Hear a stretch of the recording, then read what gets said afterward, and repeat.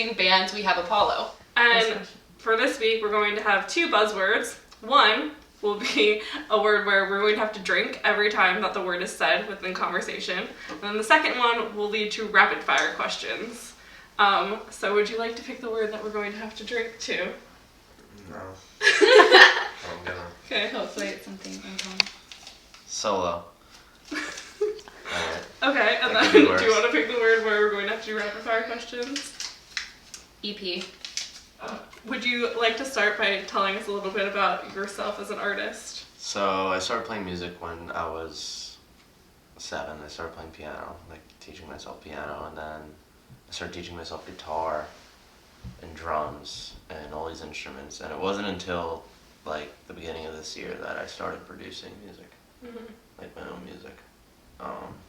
What made you interested? Before that, I really was never interested in it because I always was in and out of bands and stuff. And then I decided to stop doing the band thing. And then I was writing some music with my friend, and he had a laptop, and I started playing with Logic on his laptop, and he was like, "You should just produce music." Like, he kind of just, it was his idea because he saw me messing with it.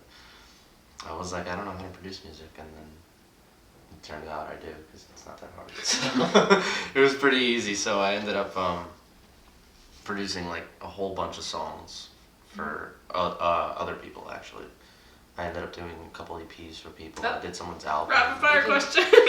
EP.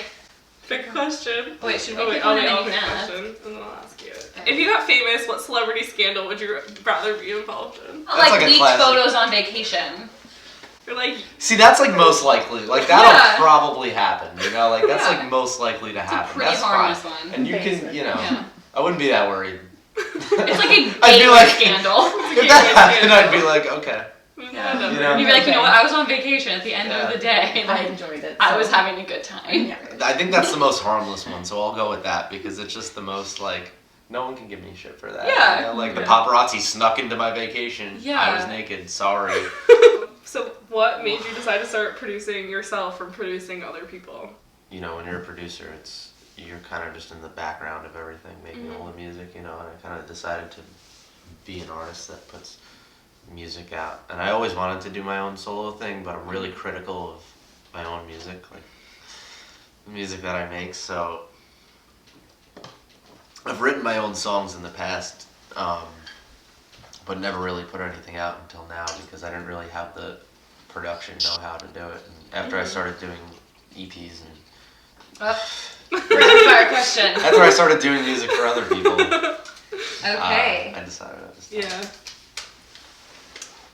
Thoughts on cat dog? Yo, Cat Dog is my shit. I love Cat Dog. Oh, I remember the greaser dogs. Remember like the mean bulldogs down the street? They were like the greasers. Yeah. They were bulldogs. That was the best show. Since you were in other bands before, even though your like Apollo project is new, do you have people who are like really excited for you to start playing shows and stuff because you probably might have had sort of fans beforehand? Yeah. From the last band I was in, it was like a kind of like a pop rock band, so we tended to generate a lot of those, like, you know, Very younger dedicated fangirls, fans, fan yeah. base, and so I'll have people that they see me tweet things and they'll hit me up all the time. They're like, "Oh, when are you gonna start playing? When are you gonna put out more music? Like all this stuff." And next year I'm gonna start playing, and at the end of January I'm gonna start playing shows. Yeah. I just have to build up that, you know. I put the music out, I put it on the internet, and the response has been good. A lot of people listen to it, and a lot of people like it. And a lot of people that listen to the old bands I was in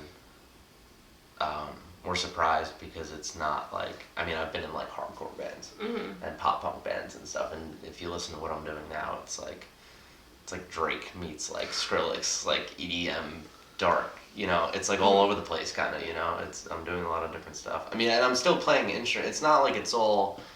The thing is with electronic music now is like there's this whole misconception because, like I was saying before, it's so accessible. Yeah. Anyone can plug in a laptop and just like draw little lines and make a song. You know, but I literally play all those songs. Like I play the drum pads, I play the the guitar parts and the keyboard parts. I wrote all of that on actual instruments. You know, it's not like just programming electronic music. It's still musical for me, and I think as long as I hold on to that part of it, I'll keep being a solo artist and keep making this kind of music. How did you go about, I guess, in a business sense, converting interested people into crossing over and listening to your music?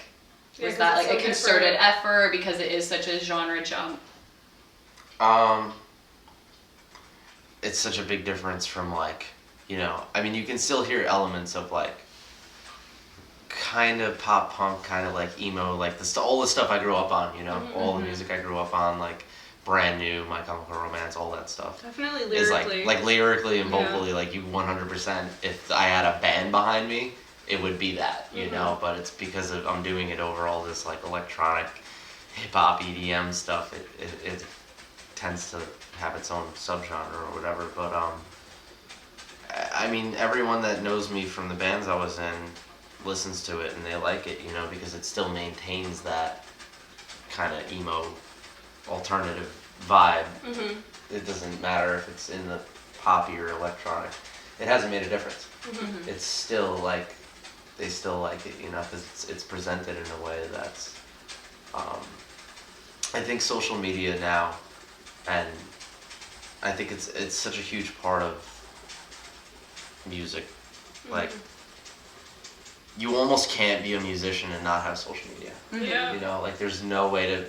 You could be a musician, but to make music a career, Yeah. you have to have social media. It's become completely necessary, and it's something I kind of even saw coming like back in the day when we had MySpace, and like you would have your MySpace page, and like everyone would have the song on their MySpace, and like your band would have a MySpace page, and you would like the MySpace page That's how or whatever. I found out about like every band I like. That's how I found out about everyone I listen to now. It's like everything I grew up on was through MySpace, and once it reached that point of like, this is how accessible listening to music is. I kind of saw that eventually it would be like, this is how accessible making music is. Because now everyone is like, I mean, there's artists like every day someone decides like, oh, I'm gonna do this now. I'm gonna make music. How, as a new artist, do you differentiate yourself when the market could be described as oversaturated? It's hard. It's really hard. What a lot of the people I talk to and a lot of the, friends that are in the industry that I have these discussions with, they're like, oh, like it's easier than ever to be a musician. It's easier than ever to like be an artist and put yourself out there. It's like, it's easier than ever to do it, but it's harder than ever to rise up and become something out of that, because I guarantee you there's 100 people on the internet doing similar things to what I do and similar things to what the next guy does and whatever. Like, there's always going to be someone else out there because the internet is so accessible, making music is so accessible, listening to music is so accessible. Like, SoundCloud kind of changed the whole game of accessibility of music, because it's not monetized. You have to make yourself as accessible as possible when you're coming up. And that's always going to be what I'm trying to do. So I'm always going to have free music. I'm always going to have my music on Spotify. I'm always going to have my music on SoundCloud. My whole perspective on music has never been in the interest of monetizing what I do. I've never cared. That's beautiful, though. I know, and I say this and I sound like such a I don't know. No, I talk to my friends about it and they're like, oh, like. There are lots of bands that do things where it's like pay as you want and like you do that thing. Yeah, and that's like, cool those too. are the best and it's bands. like, this is the thing, like, it's not like I don't want to make money. It's not like I don't want to make money, and it's not that I don't want to make a career out of music, because I want both of those things, obviously. Like, who doesn't, you know?